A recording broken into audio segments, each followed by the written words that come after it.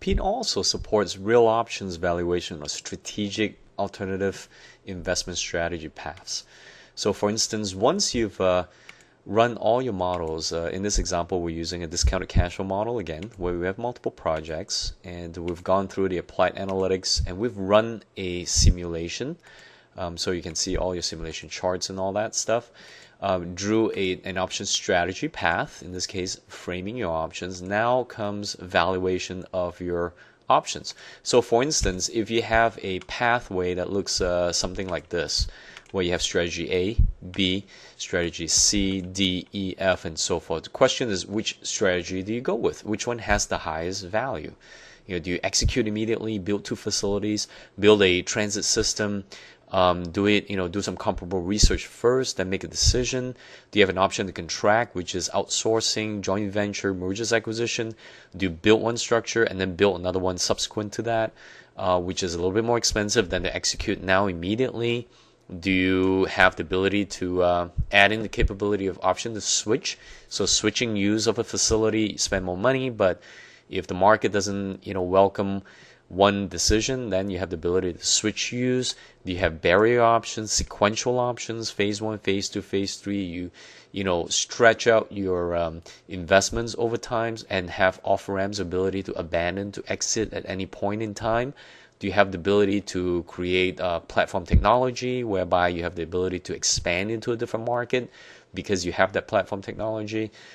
So many different types of options, if you will. So the question is, which option strategy path do you go with? So in this case, you can go to options valuation and go through the different steps, 1, 2, 3, 4, 5. So the first is select the option type you want: American, Bermudan, European. American means exercise anytime you want, Bermudan at some time with some blackout period. So contractually, you have 10 years to do this, but first 2 years you can't touch it. It's a blackout period. Or European means you can only execute at the end, which means you must do your market research and then at the end you can execute, make a decision. Or if you're pharmaceutical, biotech, you must do your FDA type testing, or Food and Drug Administration. You do all your research, all your rats don't die, you do human trials, and then when you're successful, then you can go to market. So it's a European option. Or American, which means I can execute anytime I want to. I can build a second facility, I can pre-build the facility, and so forth. Step 2 is you select the type of real options. Is it single phase, single asset, or multiple phase, multiple assets? Multiple phase or multiple assets just means 2, 3, 4, 5 phase. Here's an example of a 5-phase option. Have the ability to exit at any time. Here's a 2-phase proof of concept. Test it out, prototype it, market research, then you decide on full development. So choose the different type of options that you want, and you can actually review the details right here. And you can see an example of a strategy tree just to give you an indication what it is. Or you can do a single phase, single asset, which means it's only one phase. You made a decision. You have the option to abandon, to walk away, cut your losses, sell the intellectual property, the patent, and so forth, and don't lose your shirt. Option to contract, mergers, acquisition, joint venture, co-opetition, cooperation, or maybe outsourcing and so forth. Option to expand, abandon, contract, different combinations, barriers, switching, wait and defer to make a decision later, and so forth. So you choose whatever option is appropriate. Typically, that's what you do. And step 3, and these are the most commonly used options. So if you have any additional, more unique type options or more advanced analytics, we would recommend using a Real Options SLS software tool that allows you the capability. This is Real Options SLS. It allows you to create a lot more advanced, exotic, type options and so forth, customized options. But typically, the most commonly used, this is an 80-20 rule, most commonly used options are encapsulated within the PEAT software in this case. And this is very simple to use. It's just drop list. Choose the option you want. Can help you there. And once you've chosen the correct option, what happens is, notice that the various different inputs will be shown. So you choose the option you want, let's say option abandon, and it will tell you these are the inputs that's required. So step 3, enter in the values. In this example, there are some values that could be automatically calculated. So we have 10 options or 10 projects, as you saw previously, 10 projects, 10 investment projects. So we can choose project 1, automatically get the data for me, thank you. Volatility, automatically get it for me. So it takes away your guesswork in situations like this. Or if you want to, you can always override it clearly. So you can click on manual input and put in your own data. Maturity is just how many years contractually, or how much time do you have before you can make a decision if you want to sell the IP of the company. So let's say a year. Risk-free rate is just a discount rate, so whatever you type in.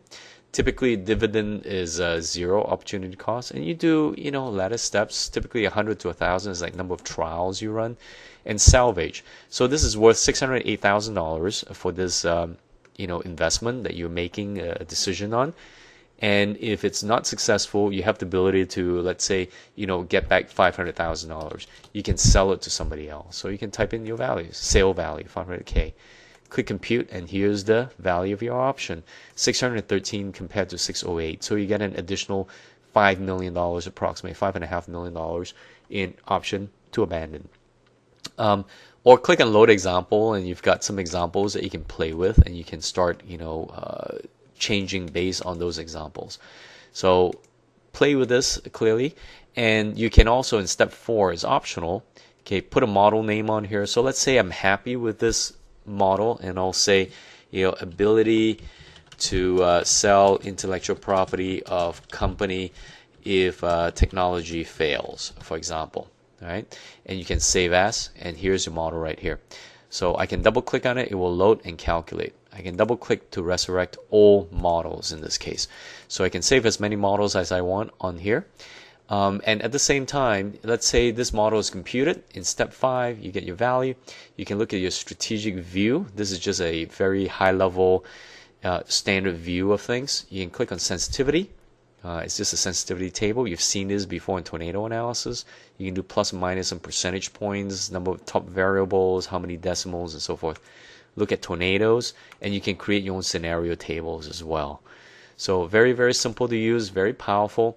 You can add as many of these models as you want. So maybe one model is for path 1, another model is for path 2 or strategy B, strategy C, D, E, F, and so forth. And you can run all of them and be able to compare to see which of the strategies are, optimal, which one is worth more, and so forth. So you can do sensitivity, tornado, scenario analysis on your real options analytics. Again, 80-20 rule. Most of the most commonly used models, most commonly used real options type models are listed right here. So in any event, if you need more advanced analytics, we recommend using the real options SLS tool. But this should be sufficient for most common users.